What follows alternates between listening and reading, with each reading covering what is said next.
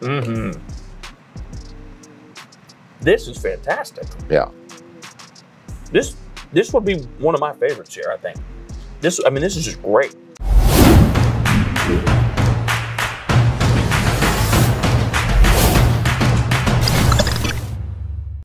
Hey friends, Greg Hudson here with another edition of America's Best Restaurants, and I want to welcome you to northern Wisconsin in a town called Rhinelander. We found a restaurant here that dates back over 100 years, but has been purchased recently by a new group who are adding some modern twists while keeping that old tradition. So coming in, let's grab a bite at Rhinelander Cafe and Pub.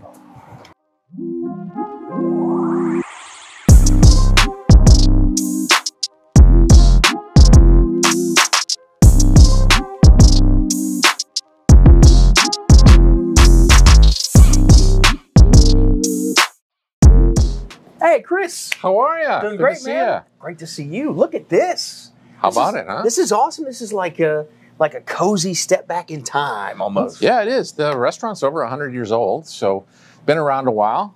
It's evolved over the years, of course, but in the current iteration, it is what it is. It shows a little bit of the history and a little bit of step back in time, so to speak. And I mean, imagine a place that's 100 years old in a community like this, like Rhinelander. This has to be somewhat of just a staple of the community. It certainly is. People recognize it as you know, a cornerstone of the town. So we as new owners really need to be cognizant of that and take that into account in everything that we do. So right. And I noticed that you guys are less than a year you've had the place. Yeah, now. about 9 months. And really enjoying what we're able to do so far, and enjoying the time that we had in the ownership role. So you mentioned the history here.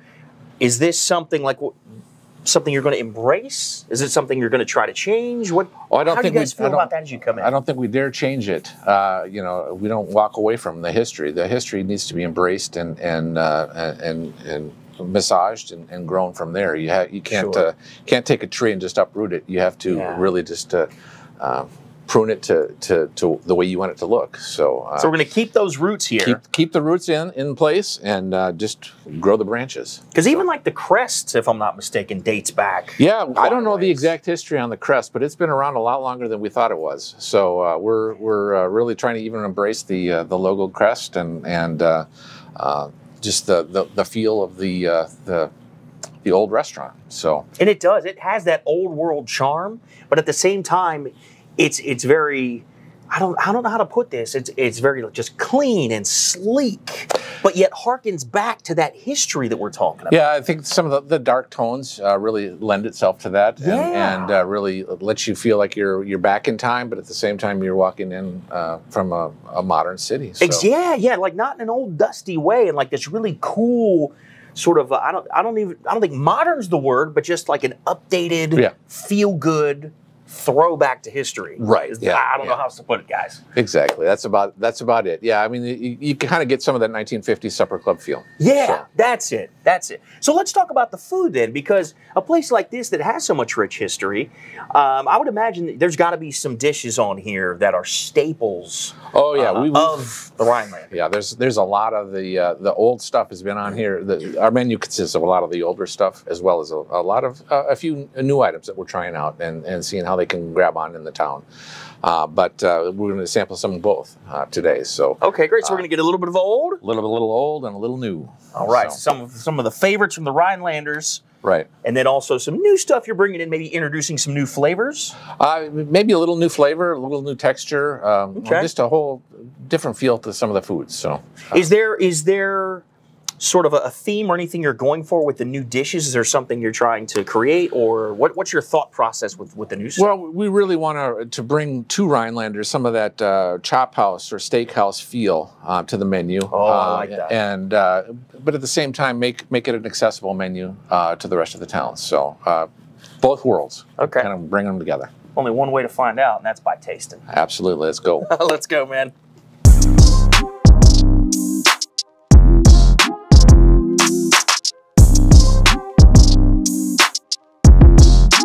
And it is finally time to eat. And Chris, we talked about the past and the history, but let's talk about the food, because this dish right here on social media, okay, on Facebook, we ask people, when you come to the restaurant, what do we need to try? And you guys got a ton of comments. Yep.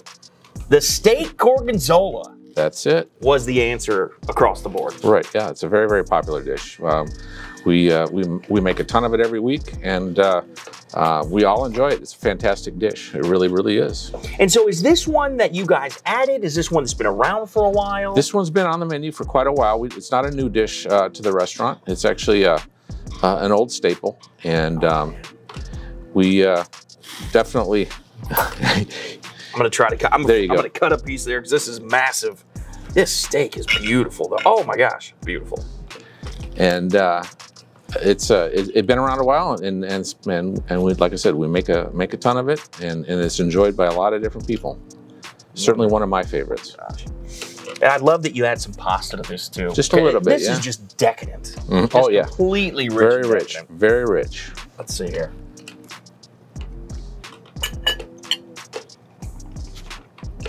There you go. That is excellent. It's a fantastic dish. It really, really is. Can you do me a favor? Absolutely. Never take this off the menu. It's not on the plans. Absolutely not. So. And I'll be honest, once I swallow this. So, I know you think of gorgonzola cheese. Some people have like an aversion to blue cheese. They're not crazy about it. They think it's too potent, too rich. This is very subtle. This is more rich and creamy than punch you in the face blue cheese. Yeah, no, it has a very, very subtle blue cheese flavor. Very subtle, just a little bit of that strength through there, but it's just barely. Yeah. It's more just decadent, rich, and creamy. Yeah, it's more of a cream sauce than a cheese sauce. I'm gonna go back in. Yeah, I can't help it. Have more. And you know that balsamic drizzle on top, I wasn't sure about at first, but that acidity really helps cut into that fat from the cream. It really does. Smooths it out. This, man, chef back there is doing something special. I love that sauce. Eat it up, yep. I can't get enough of that sauce. This is so well balanced. And I'll tell you the truth. Balsamic reductions can be a bit pungent and overpowering. Oh, absolutely, absolutely. So, as I'm looking at this, I'm thinking, oh, I don't know about that balsamic. I'm not sure. But it's perfect. It's this just the right is amount, such a balanced dish, and I see why it's been here for so long. Right. You don't want to take it off because it's enjoyed by so many people. And so this is kind of one of the things when we talk about you guys, and you know you're here and you're holding on to those traditions, we're keeping those traditions. Absolutely. But also you're slowly taking your time moving forward with some additions to add some modern twists. But I love that you're finding out what people love and like, and that will remain tradition in the same. Oh, absolutely. And as we find new dishes that like some of these others that are presented today, we you know, if they take hold and everybody loves them, those are gonna remain staples. Like the steak gorgonzola. Excellent. And these two, I mean, again, rich, decadent, great food is what I'm looking at. So where do we go next? What do you think? Dive into the chicken, the bourbon chicken there. That's another fun dish. Yeah, there's so much going on this plate right now, man. There's a lot there, yeah. There's chicken under there somewhere. Chicken, wild rice, some bacon. That's what that is, wild rice under there. Yeah. And again, the caramelized onion. Yeah. I just love that. And what I love too is, you know, people think bourbon chicken, they have one thing in their mind, and I think it's really cool that you sort of put this modern twist on something that people would not expect when they hear the word bourbon chicken. Right, right. All right. I'm gonna go in. Get in there. So wild rice. Wild rice, yeah, and it's Wisconsin wild rice that we use. We source it from a Wisconsin company that gets it to us as we need it, and it's awful good stuff. And I think that's great too that you're sourcing local when possible. Yeah, you know, for small independent restaurants, that I think that's so important, and for communities like Rhinelander. Knowing that you're doing your best to source things locally to, you know, I think to the community probably means a lot. I would imagine. We hope so. And honestly, it's the best wild rice we can find. So that's really good. Again, I keep going back to balance. Well, that's the key to any restaurant dish or any dish that you serve in a restaurant. You want to be balanced look decent, taste fantastic, and just be all together there as a whole dish, not just as an element of the dish. Yeah, and I completely agree. And I guess what I'm getting at here is these dishes. It's one thing if it's a dish that has 2 ingredients, 3 ingredients, but these are very intricate dishes, and finding balance when you have this many ingredients is not easy to do. I mean, that's what I'm so impressed with the steak gorgonzola. First of all, my gosh, one little drop too much of gorgonzola cheese and this thing is just pungent and too much. Right. One extra little layer of balsamic and all of a sudden it's too acidic. Right. But that's completely balanced. Same thing going on over here with the rice, the caramelized onion, that sauce, and the chicken. I mean, this is like the best way I can describe this of how difficult this is to get is like, just think about like spinning plates on top of sticks and you're holding sticks with plates spinning on top. When you're talking about dishes that are this intricate, to get that kind of balance is very difficult. It's like balancing plates on sticks.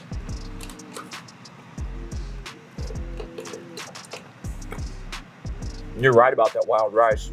I know it sounds crazy to say that wild rice is that I'm that excited about wild rice. But the thing is, again, so much going on with the caramelized onion and that sweet bourbon sauce. You need that rice to sort of absorb that. Mellow it out. Exactly. That's what's going on here. And so this is one of the newer dishes you guys are bringing in? Yeah, we brought that in when we brought our new menu in end of June, early July, shortly after we bought the place. It's one that we have a similar dish on one of our other menus at another restaurant.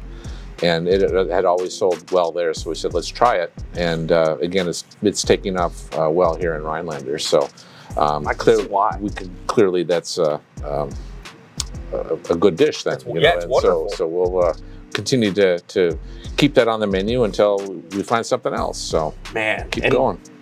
This is a fork and knife sandwich. Fork and knife sandwich, absolutely. Yep. This is the barbecue brisket sandwich, and it is absolutely a fork and knife sandwich. I was gonna say, Chris, do not ask me to pick this up. Like, I make a mess often on these episodes, just accidentally. But this, if I pick this up, I'm asking for a mess. Oh yeah, this is fork and knife over here. Absolutely. So while we're digging into this, tell me what the future looks like here, because, man, I love that you're excited to keep the tradition for the community, but I'm also excited about the food that I see here. What's the future look like? Where are you guys going? Well, we don't want to make giant leaps and bounds. We want to take the baby steps and do what's right for the restaurant, the community.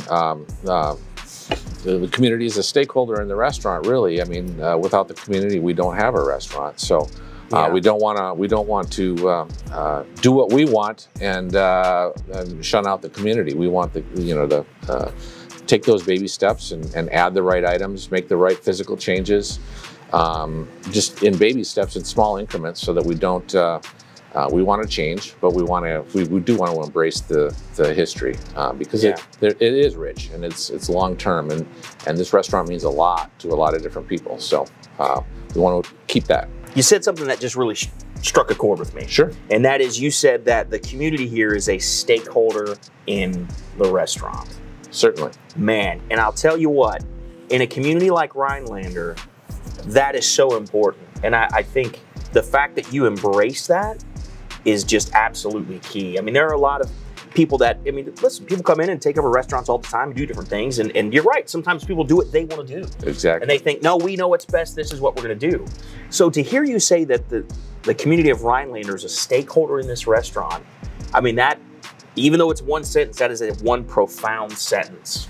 That just coming in and looking at this place and spending a couple days here in Rhinelander, like, I feel that that's important. I'm not even from here. Sure. So that's really, really key. Yeah, we feel that the folks here in Rhinelander mean a lot to us. They are our business, and as such, they really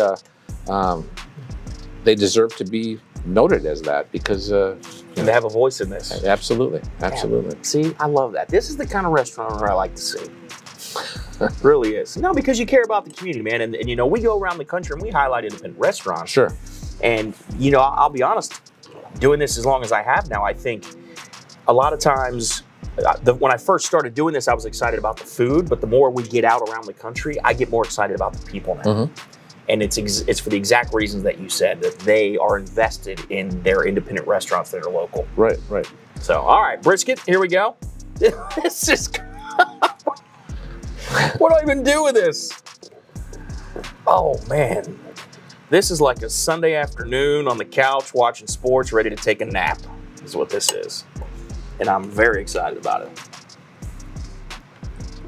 Oh, yeah. Again, the caramelized onion. You guys and your caramelized onions here, man. We're the Midwest, so. That's true. I'm a Midwesterner. Maybe that's why I get really geeked up.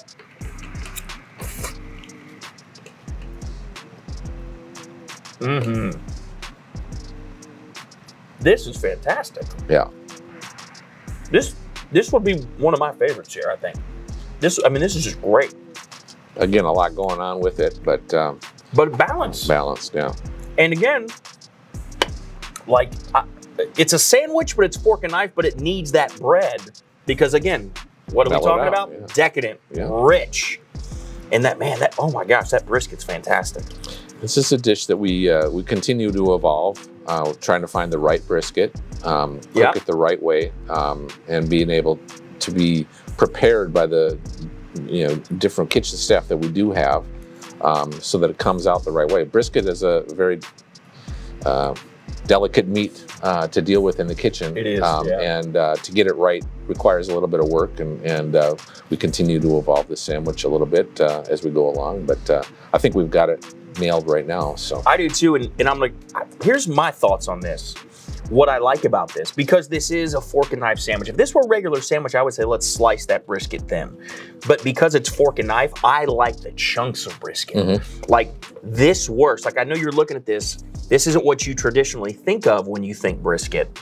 But for a fork and knife sandwich, I want a chunk of brisket. I don't want a thin slice of it. Right. And so the way you're preparing this and serving it, man, you want a big hearty bite of chunk of brisket, man. So whether by luck or judgment, I don't know, but I love it. I love the way that you're making these big chunks like that. It works for fork and knife, man. Good.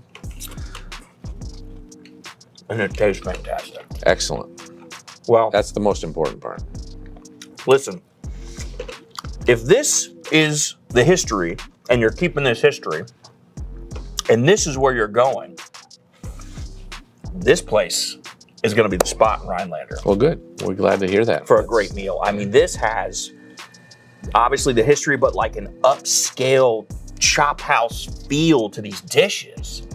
Certainly. I mean, these are not cafe dishes. These are, hey, let's go out for a nice dinner. You know, that's the ultimate end goal, is we want to really bring that chop house feel to Rhinelander. It's an area that we feel is missing. Supper club, chop house type of food is what really needs to be here, and that's what we want to bring. You've got that in Aces with these dishes. There you go. You've got that in Aces. So if this is the way the menu is going to continue to evolve, my gosh, for the people of Rhinelander, this is it. This is the supper club destination. There we go. So, well, man, thank you for your time today. You're welcome. Really, I'll give you a fist bump because I've got barbecue sauce all over the place. But what an incredible day. And man, I don't know about you guys out there, but I'm excited for the future of the Rhinelander Cafe Pub. Now that was a meal. Man, if the steak gorgonzola is where they've been and those other two dishes are where they're going, I think the Rhinelander Cafe is going to be around for another 100 years. I'm Greg Hudson. We'll see you next time on America's Best Restaurants.